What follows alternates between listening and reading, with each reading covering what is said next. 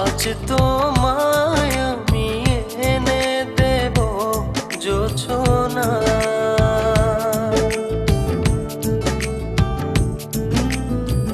তুমি কাছে এসে আমার পাশে বসো না।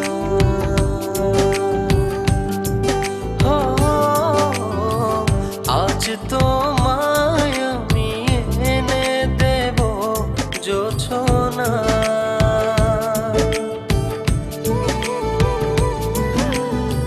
তুমি কাছে এসে আমার পাশে বসো না। প্রেমের দরজা খোলো না, ভালোবাসি বলো না।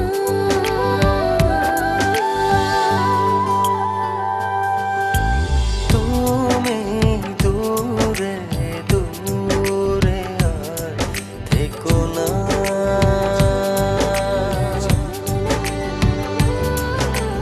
এ চোখে চেয়ে দেখো না।